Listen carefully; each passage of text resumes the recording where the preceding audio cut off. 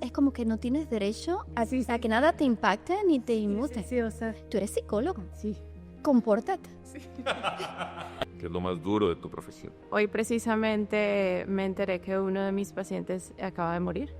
Dios. Atraviesas con ellos las partes más felices de sus vidas como los momentos más oscuros y más difíciles, incluyendo la muerte de esta misma persona. Claro. Es un costo. Muchos políticos que son psicópatas. ¿Alguno que se te venga a la mente? Pues me regreso a México. A veces los padres se quejan de que sus hijos mienten y le digo, tú le das a tu hijo el sentimiento de safety, de seguridad para que pueda decirte la verdad. No sé, el niño mentiroso, la culpa es de los papás. Generalmente sí. Wow. Porque podemos ver detrás de, podemos ver más allá de. ¿Y qué estás viendo más allá de mi Nada. Y sí, Si quieres me hablas y le hacemos enlaces. me hace falta la cita.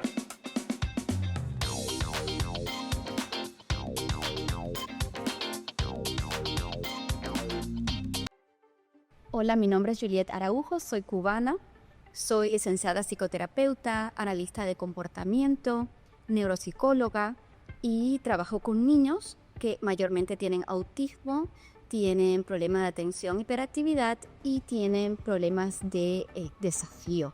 Son niños desafiantes, muchos de ellos, y generalmente trabajo con niños de 2 a 21 años y sobre todo con sus padres. Hola, soy Erika Monroy, soy de México, soy psicóloga clínica con maestría en psicoeducación y actualmente estoy haciendo otra maestría en psicología digital y tengo una especialización en neurociencias. Hola, soy la doctora Tatiana Escandón, colombiana, soy psicoterapeuta y sexóloga especializada en temas de sexualidad femenina, temas de dating y relaciones.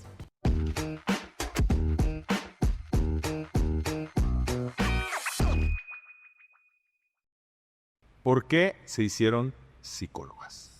¿Quién quiere empezar? Yo, A ver, Erika. porque me apasiona el entender el comportamiento humano, el crear bienestar emocional.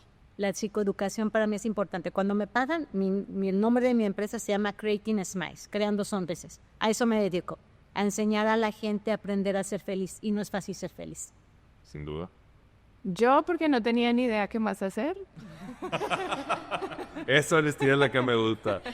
empecé estudiando educación y rapidito me di cuenta que por lo menos de niños no iba a ser. Y tomé una clase en psicología, bueno, en sexualidad humana, que me enamoró y dije, no me gusta nada más, es lo único que me gusta hasta ahora. Creo que me puedo ver haciendo algo similar a lo que hacía mi profesora y por ahí me voy. Y por ahí me fui y no me equivoqué. Muy bien. Juliet. Bueno, yo comencé desde la música. Primero me hice pianista, concertista de piano. Esto fue lo que estudié desde los 4 años hasta los 21 años. Y me gradué de música. Y entonces, cuando estaba estudiando en la FIU, me ponen a hacer de voluntarias, horas voluntarias de práctica que hay que hacer en las escuelas. Y veo que hay niños que están siendo bully en la escuela, que le están acosando, el acoso escolar, y niños que estaban sufriendo pues muchísimo, sobre todo con el proceso de aculturación, que acababan de llegar de Sudamérica o de otros países y no hablaban el inglés. Y otros niños le hacían el bullying. Y entonces yo vi el trabajo que estaba haciendo la psicóloga escolar y me fascinó. Y digo, esto es lo que yo quiero hacer, ayudar a niños y ayudarlos a ganar estas habilidades sociales que necesitan para lidiar con algo así. Interesante. ¿Cuál es la diferencia entre un psicólogo y un psiquiatra? Uno es médico y nosotros no somos médicos, no estudiamos medicina. Perfecto. Entonces uno puede prescribir drogas y el otro no. Aunque sea psicólogo clínico, que tiene mucho que ver con el igual que psiquiatra, tienes que hacer una evaluación para diagnosticar y dar un tratamiento. Es lo mismo que un médico, pero no podemos dar medicamentos y no estudiamos medicina. Ok, perfecto. ¿Cuál es el mayor beneficio y el mayor sacrificio que les ha tocado a ustedes por ser psicópatas? Tatiana. El mayor beneficio es ser testigo de la transformación de un ser humano. Para mí es el regalo más grande de mi profesión. ¿Qué es lo más duro de tu profesión? Bueno, hoy precisamente me enteré que uno de mis pacientes acaba de morir. Dios. Entonces el ser tan parte de sus vidas, pues trae un costo. Claro. De ¿De causa involucro. natural o eso es algo...? De causa natural se enfermó muy rápidamente. Wow. Está fuerte, eso no me lo esperaba. Sí, es parte de, porque quieras o no quieras, estás involucrada muy de lleno en la vida de las personas y hay un apego emocional con las personas que estás acompañando en sus procesos de vida y atraviesas con ellos las partes más felices de sus vidas como los momentos más oscuros y más difíciles, incluyendo la muerte de esta misma persona. Claro. Es un costo. Wow. Juliet, Bueno, lo más lindo de mi profesión es poder ayudar a los niños y poder ayudar a los padres. A veces los padres están desesperados y tienen una experiencia muy negativa de lo que es el parenting, la crianza de sus hijos. Me dicen, ya no puedo más. Hay personas que llegan a mí y me dicen, ya no puedo más con este niño, lo voy a regalar, se lo voy a dar a un familiar. Realmente, ¿de verdad? sí, sí. Ah, porque yo he pensado eso muchas veces, pero no lo va a hacer, ¿verdad? Tu mamá te voy a regalar. He tomado con madres que han querido regalar a sus hijos o dárselo al padre porque ya no pueden más con el hijo. Y me han llegado casos así, el poderlos ayudar y el poder mantener esa familia unida y habilitar a esa madre a poder lidiar con los comportamientos que a veces sí son muy severos, de hijos que son muy agresivos, que dan golpes, que no solo le pegan a otros niños, sino que les pegan a sus propias madres. Así mismo. Y, exacto, y se autoagreden también. Y no todo el mundo tiene la habilidad, porque los niños no vienen con un libro bajo el brazo, de saber qué hacer con los hijos. Y esa es gran parte de mi trabajo, ayudar a los niños y a los padres. Y eso, me he topado con pacientes que después de 10 años, porque llevo unos cuantos añitos en este campo, bueno, yo rehabilitaba a jóvenes que estaban en gangas, en pandillas, que hacían drogas, que tenían cargos criminales, múltiples cargos criminales, a pesar de ser muy jovencitos. Y algunos, 10 años después, me han llegado a la oficina y me han dicho, Juliet, ahora soy un médico. Wow. Un high school dropout, que se había salido del high school y ya es un doctor de bebecitos. Qué emocionante. Y digo, oh my God, el cambio es positivo, es posible. Esas cosas le hacen creer a uno en el trabajo que uno hace. Y eso es todo lo bueno y lo malo, el sacrificio que has tenido que vivir. Lo malo es que a veces uno se topa con padres que uno dice, ¿cómo pueden? ¿Dónde tienen el corazón? ¿Cómo pueden hacerle esto a sus hijos? ¿Cómo lo pueden tratar así? Que no tienen empatías con sus hijos. Que hay padres que son reportables, las cosas que hacen, y es parte de nuestro trabajo. Exactamente. Wow. Y es muy duro el irte a casa teniendo el concern, la preocupación que no sabes qué le va a pasar a ese niño. Wow. Qué fuerte. Qué fuerte. Erika. Wow. Bueno, hay un psicólogo que es Maslow y habla de la pirámide. Y en la puntita, porque es las necesidades básicas, comer, dormir, y en la puntita, que es poca gente está ahí, es el legado, dejar un legado. Entonces, a través de esta profesión uno deja un legado. Uno tiene la oportunidad literal de cambiar vidas, de educar a las personas, que te acerque a alguien y te diga, después de una sesión contigo decidí no matarme, no cometer suicidio, que pudiste tú ayudar a esa persona a tener la esperanza de vida. Es algo hermoso, ¿no? El tener años. Les comentaba, mis papás, los dos son psicólogos, mi papá ya murió, pero tengo muchos años en psicología, y chicos que desde México tenían, a lo mejor la otra vez antes del COVID, por Facebook me encontró un chico que yo lo vi de 4 años, y ahorita es un papá, y se acuerda de mí. Entonces, el poder saber que es generación tras generación y que estás dando una esperanza de vida es muy reconfortante. Y te ayuda a ser un modelo también. Entonces, te tienes que autocuidar para tu poder. Si estás ahora sí diciendo que hay que meditar, hay que comer bien, hay que hacer ejercicio, tú lo tienes que hacer para ti. Entonces, tú también te autocuidas mucho con esta profesión. Y la parte negativa, la parte de sacrificio, digamos, es el mantener la esperanza. Yo pienso es como una línea, y pareciera como que el 70% es injusticia, es tristeza, es enojo. Me gusta mucho la inteligencia emocional, es de las cosas que más trabajo. Y de las 5 emociones básicas, miedo, alegría, tristeza, enojo y amor, mucho es tristeza y miedo. De ahí vienen las enfermedades mentales, el miedo y de la tristeza.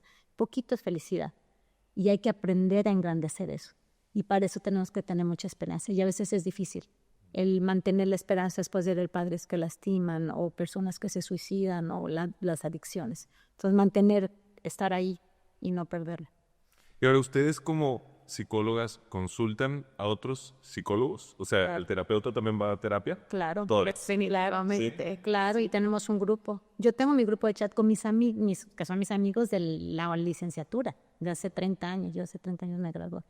Y eso es normal, o sea, de la profesión todo el mundo se... Claro, y hay diferentes enfoques, entonces depende, por ejemplo, yo ahorita hay gestáltico, puede ser psicoanálisis, puede ser sistémico, entonces hay diferentes enfoques y tú dentro de tu propia terapia aprendes técnicas para luego tú poderlas aplicar. Yo recuerdo que cuando estaba estudiando psicología, nos mandaron a los estudiantes a ir a terapia. Claro, eso es. Y era parte del currículum. Correcto.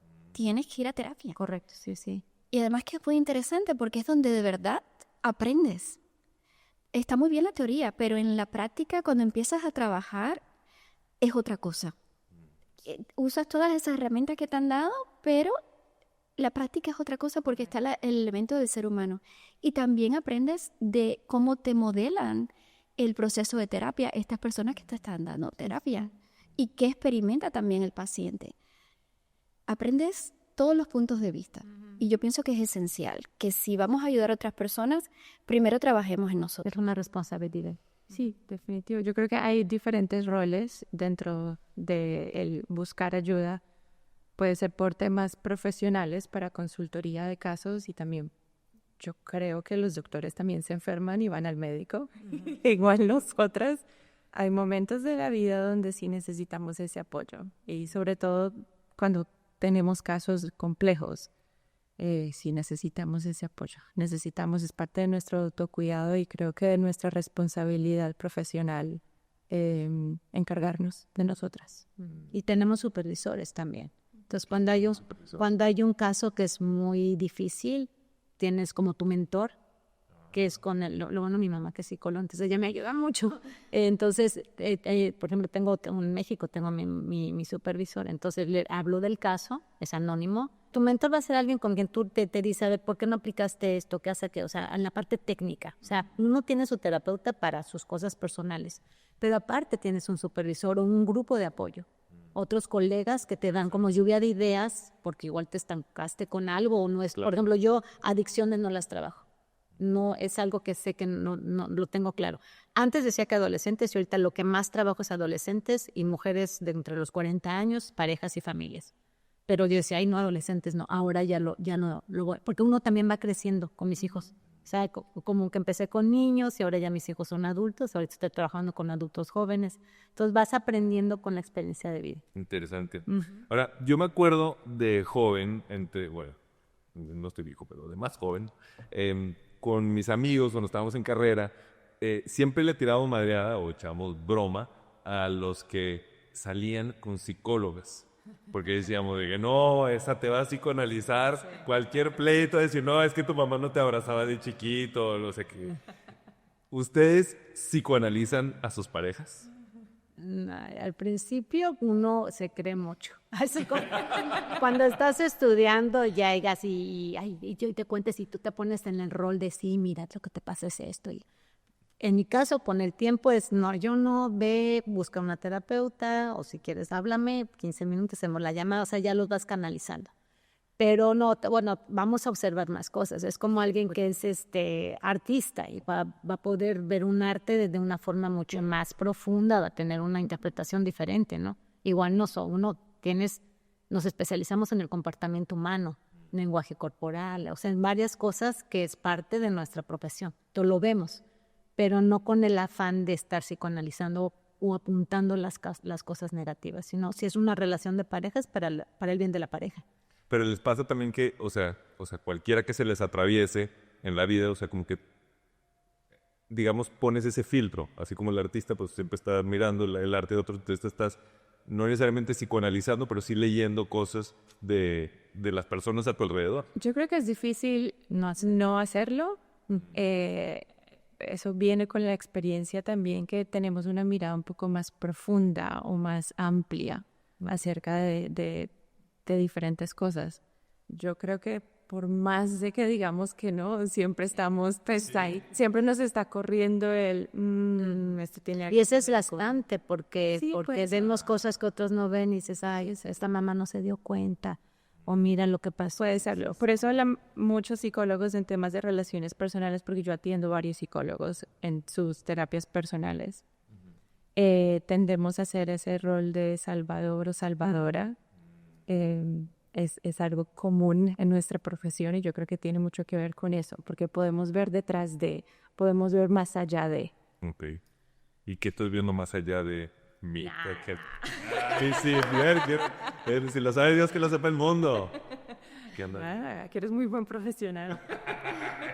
Si quieres me hablas y le hacemos horas así. Me hace falta la cita. Porque ves adolescentes.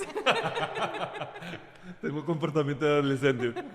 Mi esposa podrá coincidir contigo en eso. Ahora le atacar la risa. Yo siempre he pensado que al meteorólogo, pues la gente lo debe tener harto siempre preguntándole del clima, ¿verdad?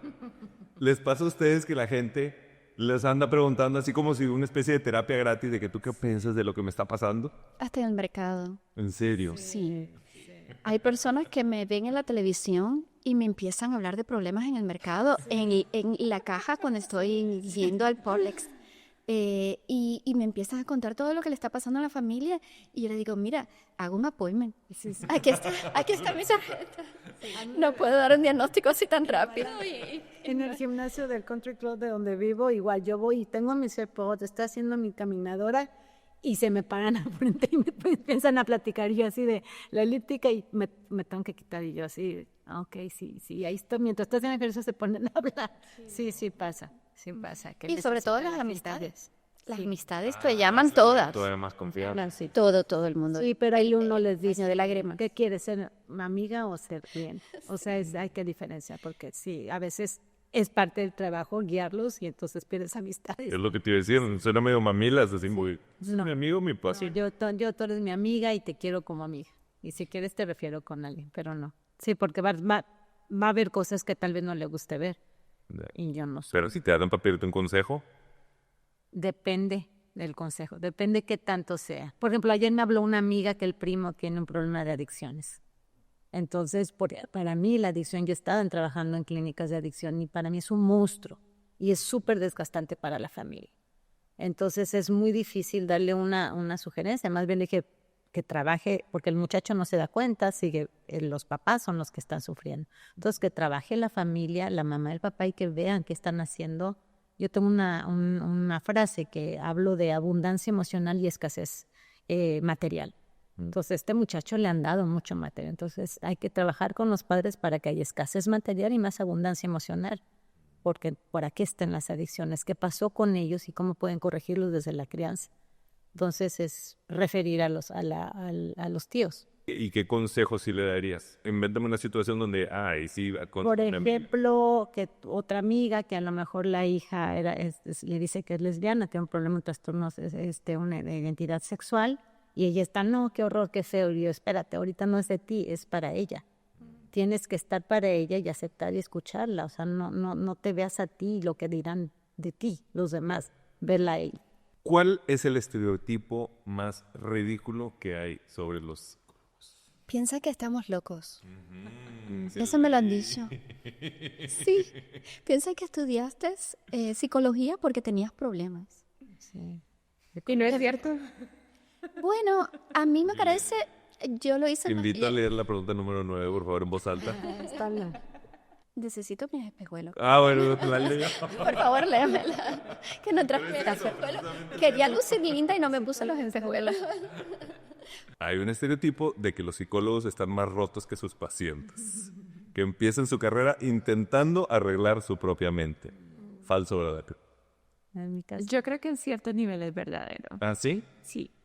Yo creo ahora, después del tiempo, creo que tenemos una curiosidad, así sea inconsciente. En mi caso, no era consciente en ese momento, pero sí es una curiosidad por entender nuestro mundo, de la forma como nos criaron, entender un poco de qué se trata este mundo interno y eventualmente en todas las clases, yo no sé si a ustedes les pasó, pero en mis clases pasaba que teníamos el síndrome del estudiante, donde cualquier desorden, cualquier diagnóstico era como que, uy, yo tengo esto, mi tía tiene esto, o mi mamá tiene esto, y te vas identificando con un montón de cosas y al final va siendo una guía para entender muchas cosas que antes no tenías. Entonces creo que inconscientemente sí, pero es que todos los seres humanos tenemos un montón de preguntas sin respuestas y creo que hay muchas personas que tenemos una inclinación hacia lo que nos da curiosidad entender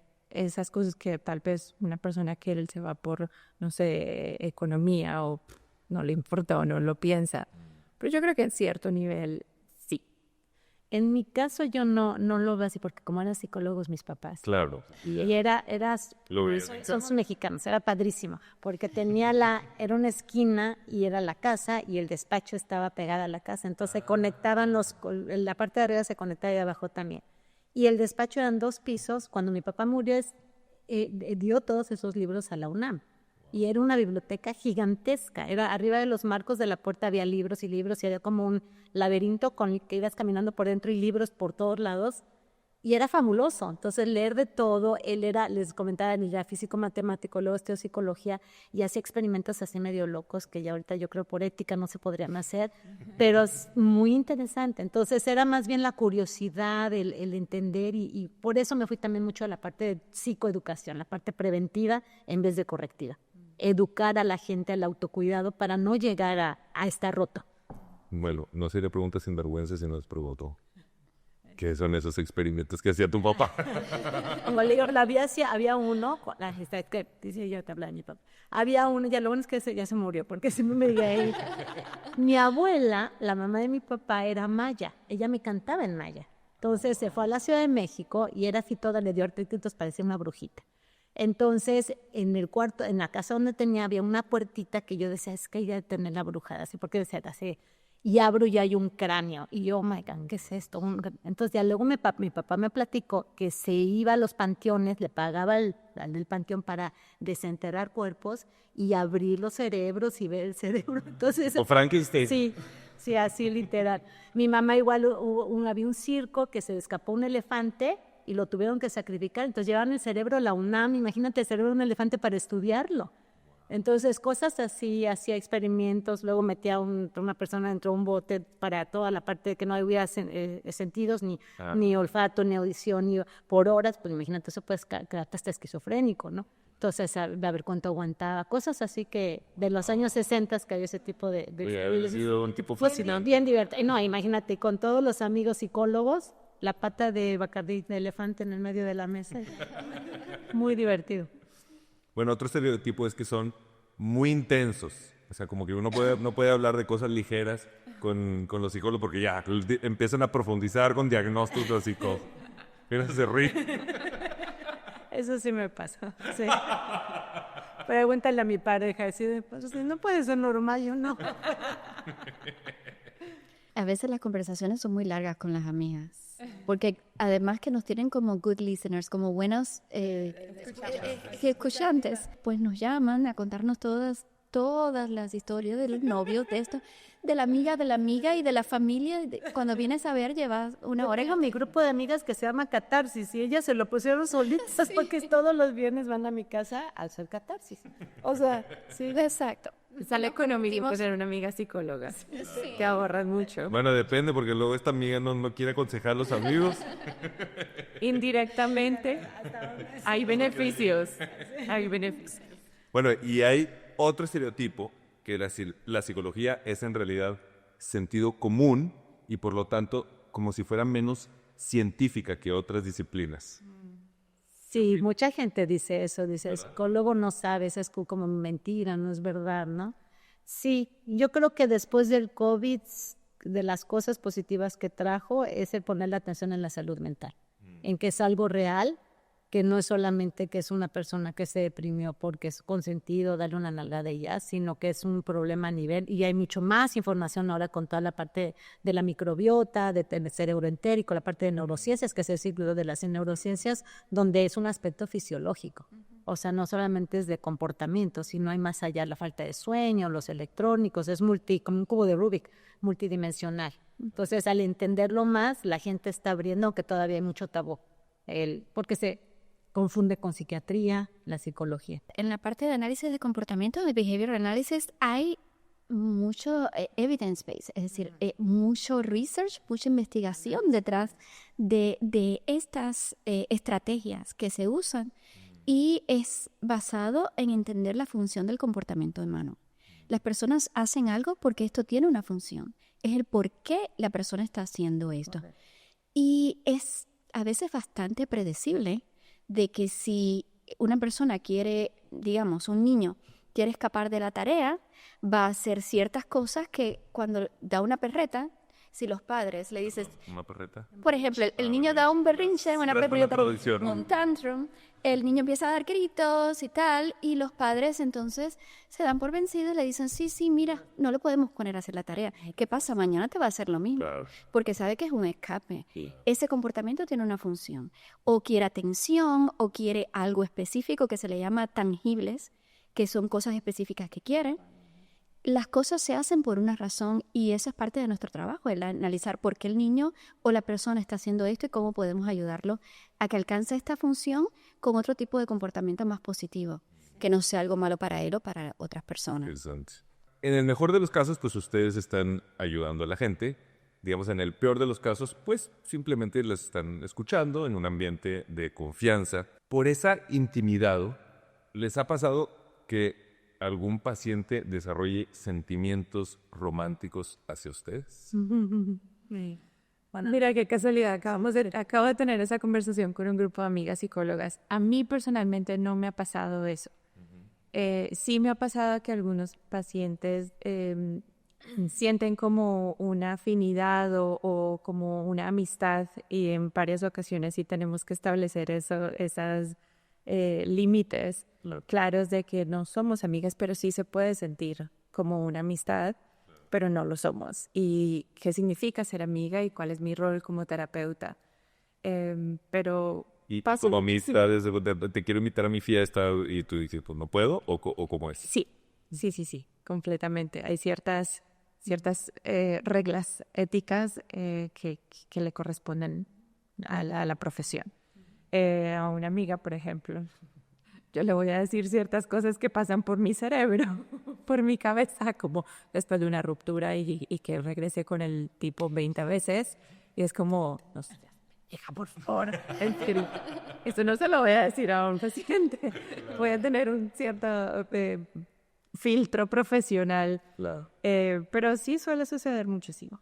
Y eso es parte del entrenamiento, se llama transferencia y transferencia, y sobre todo en el psicoanálisis, que es una de las más, yo digo, ortodoxas, trabaja hacia esa parte, entender y estarle viendo cómo va a haber una contratransferencia, o sea, se va a enamorar, digamos, de la situación, pero entonces es tu responsabilidad poner ese límite y enseñarlo a no depender de ti. Ok.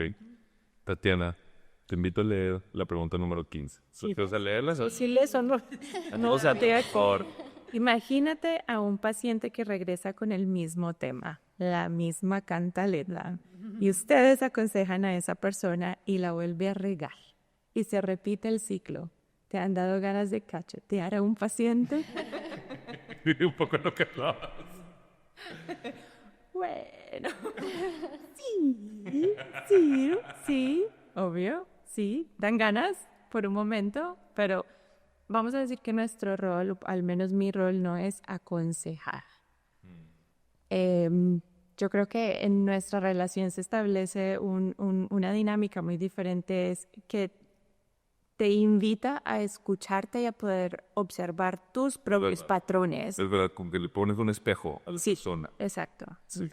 Pero sí, obvio que pasa. Y a veces dependiendo de la relación que tenga con ciertos pacientes, porque hay unas relaciones mucho más casuales y yo soy bastante casual mi modo de trabajar es muy casual, no tengo esta forma de trátame de doctora, por favor. No, dime Tati y yo te voy a decir y voy a ser muy honesta porque es parte de mis valores como profesional.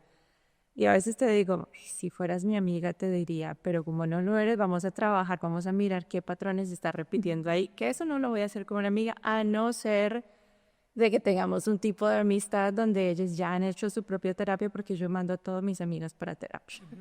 Es como casi condición. A ver, ¿ustedes creen que todo el mundo debería hacer terapia?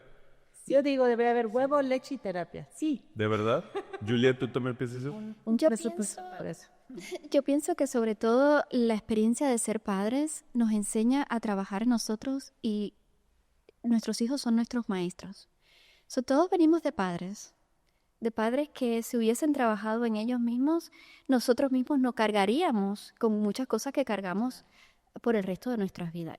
He tenido padres fabulosos, pero no hay familia, hasta ahora no conozco a nadie que no tenga, que haya sido una cosa totalmente perfecta. Hola, ¿qué tal? Y Soy Eduardo Tadeo. Mucho gusto en conocerte. No sé si creer de que haya tanta perfección, pero bueno. Pienso que todos lo necesitan. Sí, yo creo que es como tu equipo, ¿no? Así yo siempre digo, es como tu contador, tu abogado, tu nutriólogo, tu entrenador del gimnasio y tu psicólogo. Por ejemplo, yo te saqué tengo que ser coach profesional, entonces tengo la parte de coaching también, que es lo que a nivel internacional, que es lo que como aquí trabajo en Estados Unidos con la parte de coaching. Entonces, puede ser tu coach o puede ser tu grupo de la parte interpersonal, ¿no? Pero sí creo que es un espacio importantísimo y siempre hablando de psicoeducación. No te esperes a sentirte mal y llegar llorando para pedir ayuda. Es antes de que pase eso. ¿Cuál es la pregunta más absurda o el comentario más ridículo que les han hecho ustedes por ser psicólogas? Que las emociones, o sea, que no, ¿por qué lloras? Y contrólate, no sientas. Pero sí tengo menopausia, ¿por qué no? Y además es como que no tienes derecho a ponerte, a que nada te impacte ni te inmute. Es decir, tú tienes que ser perfecta mentalmente y emocionalmente. Y hay esa expectativa a veces hasta dentro de la familia, que te dice, tú eres psicóloga, compórtate. En las relaciones pasa mucho. Yo no soy tu paciente. Fíjate.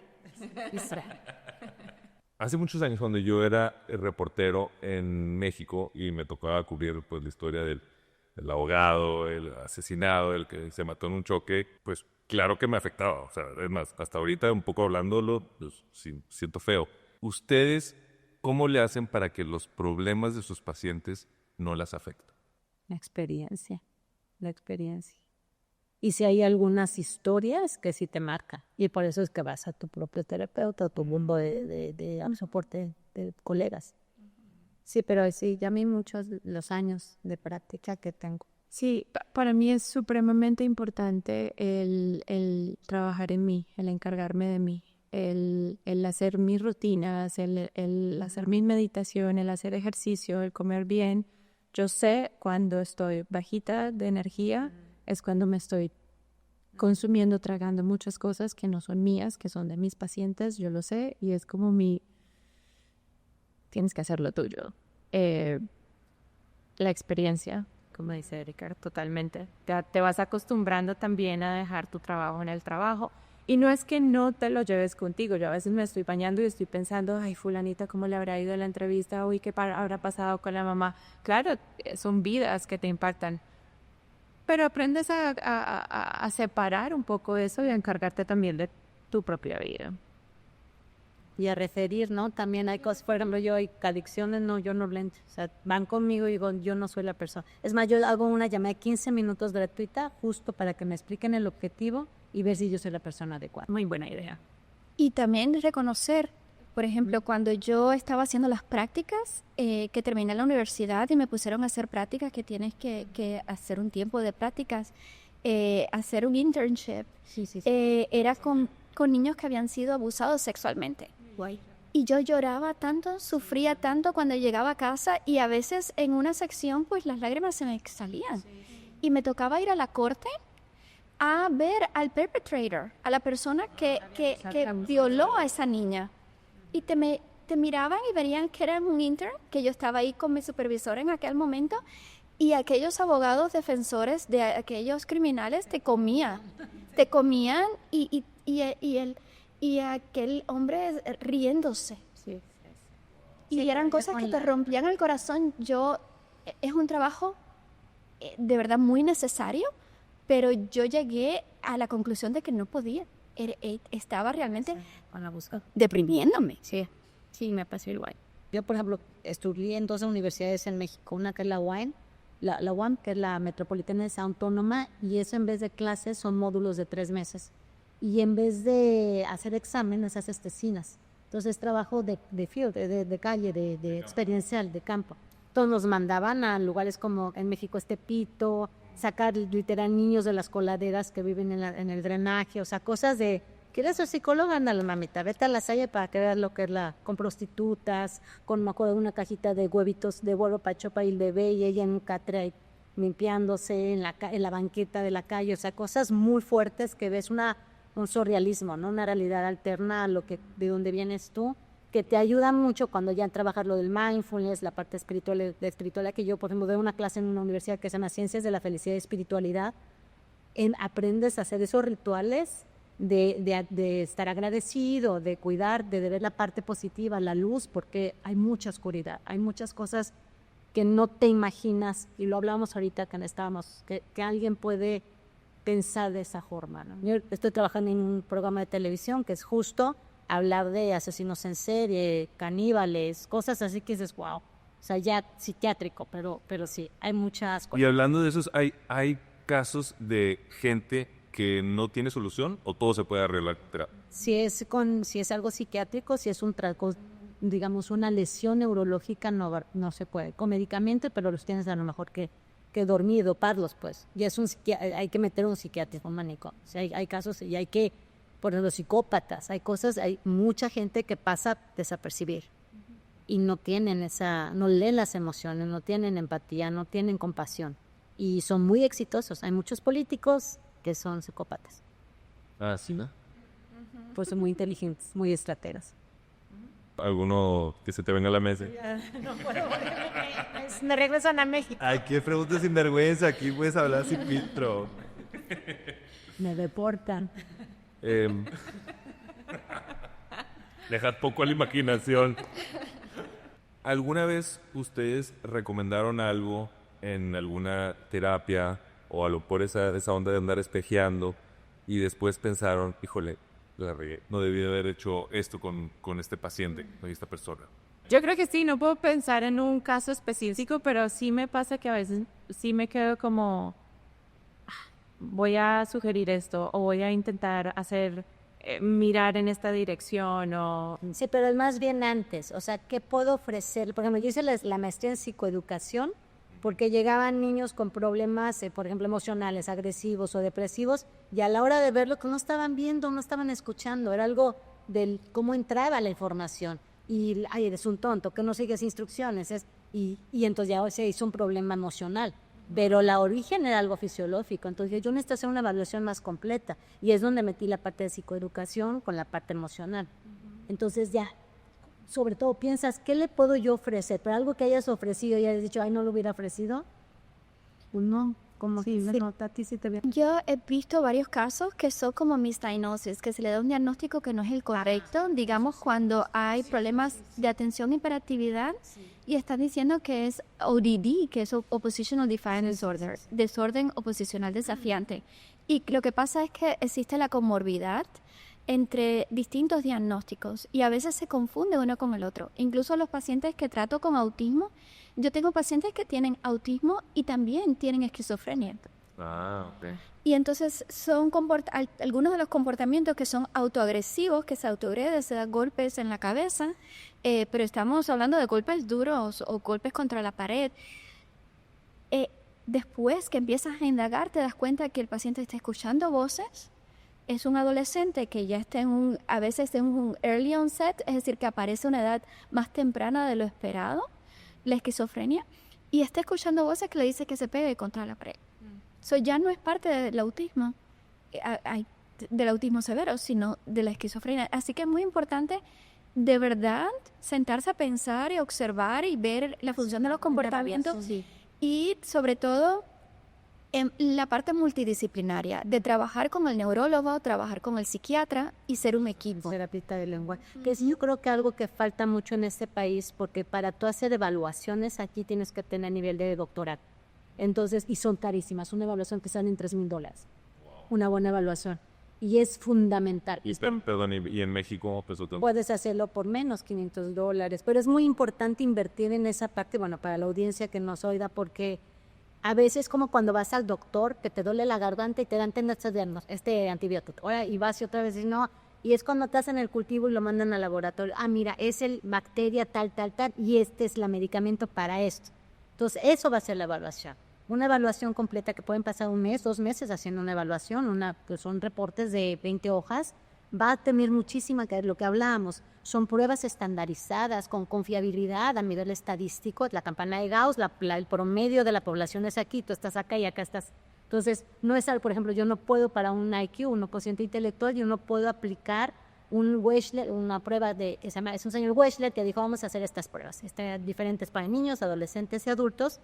Por ejemplo, en México hay uno que se llama RM, que es para la Ciudad de México, porque yo si aplico esta misma prueba para un niño que vive en el campo, que sube los árboles y trepa, no quiere decir que que está en un departamento viendo la televisión es menos inteligente, sino que se adecua, se estandariza con la confiabilidad de esa población para que esté en la media. Entonces, esas pruebas se aplican en la evaluación y son muchas.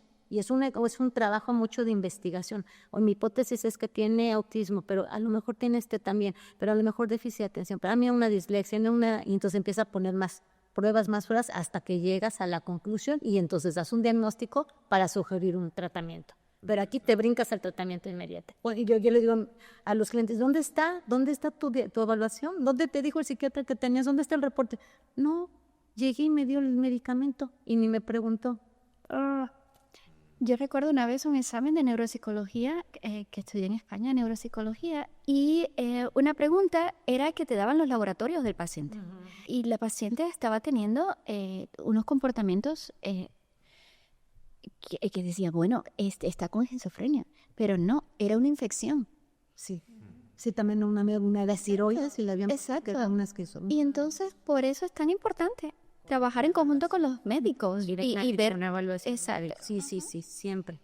Ahora, para que la terapia funcione, pues obviamente es ese lugar de intimidad donde se dice toda la verdad. Pero me imagino que no todos los pacientes dicen. No, basta. Entonces yo quiero saber cuál es la mentira más común que la gente dice. Yo trabajo el tema de relaciones mucho, entonces hay muchas mentiras detrás de las relaciones. De si regresé con mi novio, con mi novia. Mi esposa es la única. Sí, en temas de relaciones hay mucho que surge, que sale. Pero bueno, al final, cada persona debe hacer responsable también por su propio proceso y no todo el mundo está listo para sacar toda su verdad. Tan pronto te conoce, la relación terapéutica es muy importante en hacer clic. Sí, que te guste, que te caiga bien esa persona, es tu vida. Y a veces nosotros no somos ni siquiera totalmente honestos con nosotros mismos porque toma ser honestos con nosotros. Ya al momento de ver con verdad nuestras propias sombras, pues trae un poco de responsabilidad con eso. ¿Qué quieres hacer con eso? Sí, es lo que yo siempre digo, que hay 2 pasos. Uno el darte cuenta y el otro es cambiar. Entonces no siempre, a veces ya te das cuenta, pero te regresas a tu zona de confort, aunque sabes, digo, prendo la tele, subo el volumen y no pasa nada. Aquí sí. Una cosa importante es que los niños tienden a mentir cuando no se sienten seguros, no se sienten que si dicen la verdad, más bien temen de qué es lo que va a pasar, hasta protegerse. Y entonces por eso a veces los padres se quejan de que sus hijos mienten. Y le digo, tú le das a tu hijo el sentimiento de safety, de seguridad, para que pueda decirte la verdad. Y bueno, a veces cuando están bien pequeñitos es la imaginación y no digas, no, el niño es un mentiroso, no, es un niño con imaginación. Déjalo que sea niño, pero ya cuando están más grandecitos, sí, por eso es muy importante que conectemos con nuestros hijos, para que nos puedan decir la verdad, sea lo que sea. O sea, el niño mentiroso, la culpa es de los papás. Generalmente sí. Wow. Es como un síntoma de la dinámica familiar. Yo siempre es como un bendito foquito de alerta, como si hay un incendio y empieza la alarma a sonar. Ese es el hijo que tiene algún conflicto, es que todo el sistema, es el enfoque sistémico en terapia me encanta, viene de la psicología organizacional e industrial, que ve una empresa como si fueran engranajes, lo lleva a la familia en vez de organigrama y de familiograma. Entonces creamos cómo son los vínculos y las relaciones, donde hay como grupitos, digamos, y entonces empezamos a ver jerarquías. Hay algunos le llaman los hijos parentales que los ponen en una posición de autoridad cuando tienen que estar en otra posición. Quitan a la mamá y lo ponen acá, entonces hay que hacer un reacomodo. Entonces sí, mucho es los hijos, es un trabajo, es una oportunidad para que la familia haga un cambio en su dinámica para estar mejor. Interesante. Ahora, quiero también hablar de terapias controversiales dentro de la psicología. Empecemos por la hipnosis. ¿Ustedes la han utilizado? Yo no la sé aplicar, pero hay mucho fundamento interesante, pues. Sí. Yo lo he practicado hasta en mí misma. Ah, sí. Y me han pasado cosas muy interesantes. Bueno, cosas que entran más en la parte parapsicológica, que uno dice, a mí me interesa mucho lo que es la conciencia y dónde está la conciencia. La conciencia está en el cerebro, o nuestro cerebro es como una antena que se conecta con esa conciencia universal, esa sabiduría, esa inteligencia, que es energía. Que, bueno, el que no cree en energía, pues dice, bueno, esto en quantum physics, es la física cuántica, son cosas que te llevan más allá. Y yo soy una persona bastante científica, pero pienso que hay una explicación científica para este tipo de experiencia, de dónde podemos llegar con la hipnosis. Pero cuéntame qué fue lo que te pasó a ti. Bueno, a mí personalmente pude ver el salón donde mi mamá dio a luz, cosas que nunca se me habían explicado. O sea, el hospital. El hospital, el salón de parto, ver a quiénes estaban, quién era el doctor, quiénes eran las personas y cómo lucía todo. Y se lo digo a mi mamá y me dice, sí, exacto, así es. Y entonces, le dices esto a una persona incrédula y dice, no es posible, esto es una coincidencia. Pero hay cosas, es un misterio muy grande. Interesante. Que a medida que vamos evolucionando como ciencia, nos daremos cuenta de muchas cosas que hoy en día estamos empezando a descubrir. Sí, totalmente, sí. Interesante. Ahora, leí también que hay riesgos de efectos adversos de la hipnosis. Específicamente se llama Risk for People with Psychological Disorders. O sea, riesgo para gente con desórdenes psicológicos. Puedes abrir una caja de Pandora. A ver, cuéntame. Sí, yo me acuerdo mucho un maestro que tenía todavía está ahí, Carlos, ya viejito, mi director de la tesis. Él nos decía, una persona es como una pared, que igual llega y está toda chuequita, los ladrillos todos mal puestos. No quites ni uno porque se cae la pared, se derrumba. Entonces puede haber un brote psicótico, un suicidio. Entonces, si tú no tienes algo que ofrecer, mejor ni le muevas. Entonces, a veces aceleras procesos que tal vez el individuo no está preparado o no va a estar nunca preparado. Un abuso sexual, cosas muy fuertes que las haces que broten y entonces, literal, abres la caja de Pandora y puede llegar a brotes, a cosas que no queremos que estén.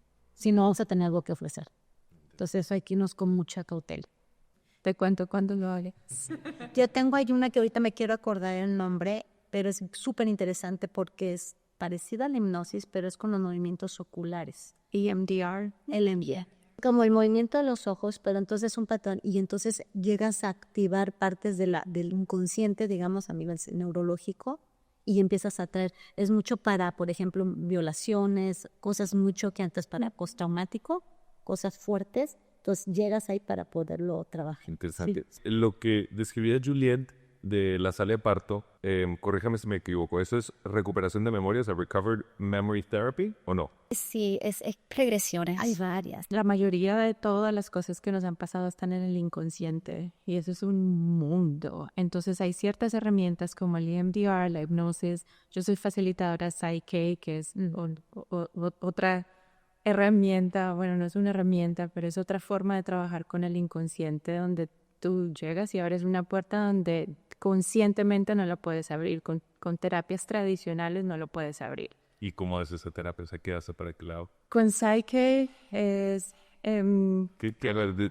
¿Deletréamoslo? Psyche, Psych, como de psicólogo. Sí. Como de psicólogo, rayita K. K. La K es de key. Ah, ya. Como la llave a tus a tu psique. Ah, tú sí.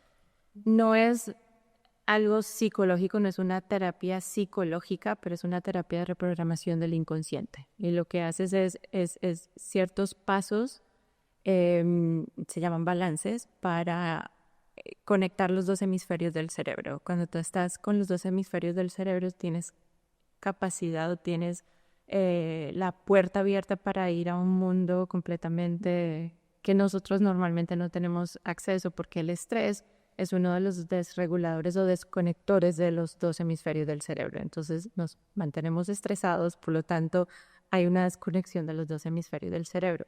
Cuando tú haces balances, tú creas otra vez ese puente entre los dos hemisferios y desde ahí puedes instalar creencias diferentes, ya a un nivel inconsciente, porque el inconsciente es 40 millones de veces más rápido que el consciente. Entonces tú puedes conscientemente querer algo, pero inconscientemente no llegas allá y no entiendes y te frustra y no sabes el por qué. Es porque el inconsciente es muy poderoso. Eso leí también de la recuperación de memoria, que luego hay el riesgo de, lo tengo, o sea, que por las preguntas orientadas generan recuerdos, entre comillas, ¿Que no existen? Exactamente, que son más por sugestión que por verdad.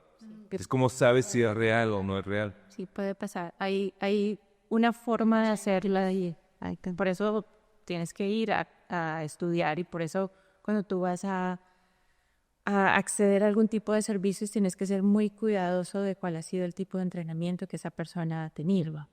En el estudio, quién, cuánto tiempo llevas estudiando, porque tienes que saber hacerlo y muchísimas veces no es ni siquiera algo intencional. Es con buena intención, pero haces una pregunta en el momento donde no es y sí, porque estás en una posición, en un momento muy vulnerable. Como en la pared que se calma. Sí, también las técnicas, hay muchas técnicas de respiración, también hablando a nivel neurológico, que son con hiperventilación, la respiración alotrópica, que hace que eso a mí, yo siempre que hablo de adicciones, la forma en que yo defino una adicción es cuando necesitas algo externo a tu cuerpo para crear un estado mental. ¿Sí? O sea, que me concentre, que me active, sea un chocolatito, una persona, un vino, lo que necesito externo para yo poder crear. Entonces, cuando tú trabajas lo que es el mindfulness, que hay muchas técnicas. ¿Cómo es ese mindfulness? Atención plena, la atención plena. Imagínate una línea, aquí está el futuro, es la ansiedad, aquí está el pasado, la depresión. De la mente hay una parte en el cerebro que es el sistema límbico, que es donde vienen 4 funciones para sobrevivir. Comer, 3 funciones, comer, el sexo, dormir y el miedo. La única emoción que no se piensa, se actúa. Golpeas, te paralizas y de ahí viene el estrés. Entonces, lo que estás haciendo es que la mente, su trabajo es estar siempre en alerta. Es más, los párpados son delgados porque hasta dormidos estamos en alerta. Entonces, el mindfulness, la atención plena, es entrenar a tu mente a estar en el aquí y el ahora, en conciencia, crear los pensamientos en conciencia, no lo que la loca te hace que pienses. Entonces, y ahí viene la respiración. Entonces, hay cosas que hacen, por ejemplo, la ayahuasca. O sea, literal, empiezas, o los hongos alucinógenos, solo con tu respiración. Empiezas a ver la conexión de los hemisferios, la desconexión, y empiezas a crear alucinaciones y aspectos así más. Regresando a la tradicional, explícame por qué el estereotipo de que está el psicólogo y está el paciente acostado en un sofá. ¿Por qué? ¿Por qué están acostados? Son técnicas, ese es el psicoanálisis ortodoxo. Cuando tenía 14, 15 años, mi psicoanálisis, y era alemana, aparte en la Ciudad de México, me acuerdo. Y ni lo ves, no sé si está dormido o no.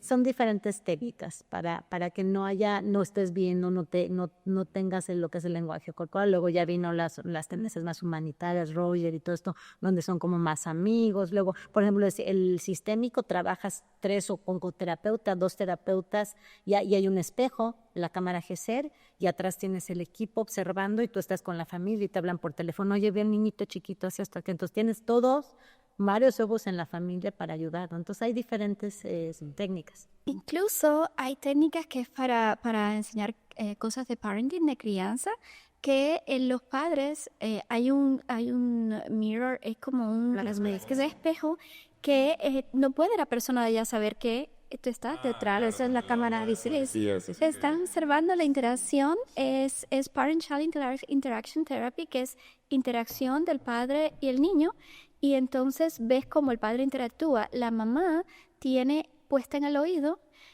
como hacen en la televisión, que le dicen al anchor lo que está pasando. Exacto. Eso se le da a los padres y entonces eres como Pepe Grillo para esa mamá y le vas diciendo, ahora es esto con el niño. Y el niño piensa que esto está viniendo de la mamá y es mucho más efectivo de que nosotros estarla. Y es muy bonito porque Yo tenía en México mi cuarto de juegos, que es de 10x10, eso es otra técnica, y tenía la cámara que es el vidrio y era súper, es muy buena técnica, y aparte observas al niño. Ahorita que hablamos que el niño igual miente, pero por eso hay terapias de juego, donde hay pruebas proyectivas, donde dibujan, interpretas, entonces puedes ver tras bambalinas qué está pasando. Interesante. ¿De niñas ustedes soñaban con ser psicólogos? Bueno, tú dijiste que no sabías, que estabas así que... Ya sé, a mí sí me gusta, no así como psicóloga, pero sí en ayudar a la gente. Sí. A mí me gustaba mucho hablar. Yo con 4 o 5 años ya estaba dando discursos. Me paraban en Cuba. Recuerdo que con 5 años en kindergarten me mandaron a dar un discurso en la asamblea del partido, el discurso de 30 minutos. A mí me encantaba hablar y pararme a hablar delante de todo el mundo. Y un discurso de 30 minutos. De 30 minutos a los 5. Qué va. Y entonces mi madre me llevó a un psicólogo desde los 2 años, porque yo hablaba mucho y hablaba muy clarito y parecía una cosita así. Las personas decían, ¿y esto qué cosa es?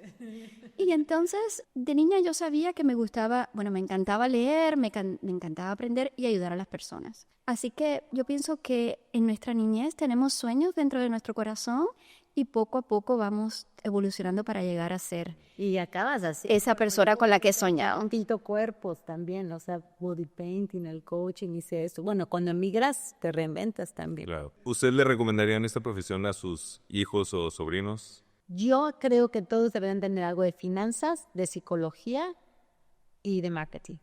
Totalmente de acuerdo. Sí, porque es comportamiento humano. O sea, sabes venderte, sabes vender la idea, sabes crear equipos, sabes escuchar, sabes gerenciar. O sea, son varias habilidades que estás trabajando al entender cómo te interactúas con el otro. Está bien, porque estás pisando casi la raya de consejos. Bien, nos gusta terminar con un consejo. Entonces, ustedes pueden pensar tanto en alguna persona que está considerando irse a terapia, pero no está segura si debería hacer terapia, o puede ser un consejo para una versión más joven de ustedes, pensando en la jovencita que si quería estudiar psicología o no. ¿Qué le dirían? Volten ustedes a la cámara y escojan qué le dirían. Es un camino largo, pero vale la pena. No solo te enseña a ti a vivir una vida mejor y conocerte a ti misma, sino que también puedes cambiar muchas vidas. Bien. Para mí la psicología es el estudio de tu propia vida, de tu propio mundo. Yo creo que no hay inversión que valga tanto como esa, como el conocer tu propio mundo y el darte cuenta que tu historia no tiene que ser tu futuro, que tú tienes el poder de hacer cambios y una buena guía psicológica o terapéutica te puede dar esas herramientas. Uh-huh. Yo creo que es la responsabilidad de cada ser humano, el autoconocerte, el crear esos espacios de silencio interior donde puedes encontrar tus heridas más fuertes y poderte sanar constantemente, porque la vida es un continuum, lo dicen ahí los psicólogos evolucionistas, como una espiral que vas brincando, y cada caos, cada reto que tengas en la vida es una oportunidad de resiliencia para ser tu mejor versión. Muy bien, y con ese mensaje de esperanza nos despedimos. Muchísimas gracias, Erika, muchísimas gracias, Tatiana, muchísimas gracias, Juliet. Gracias a usted por estar aquí. Gracias por la invitación. Gracias a todos. Gracias. Si les gustó este programa, no olviden compartirlo, darle like y suscribirse. Y si no les gustó, no pasa nada, no me siento. También los quiero invitar a que visiten www.preguntasinvergüenza.com. Ahí pueden mandarme sus sugerencias, comentarios. Bienvenidos todos. Esto es Preguntas sin Vergüenza. Yo soy Eduardo Padilla. Nos vemos a la próxima. Este programa es presentado por Megacrete, making high performance construction affordable.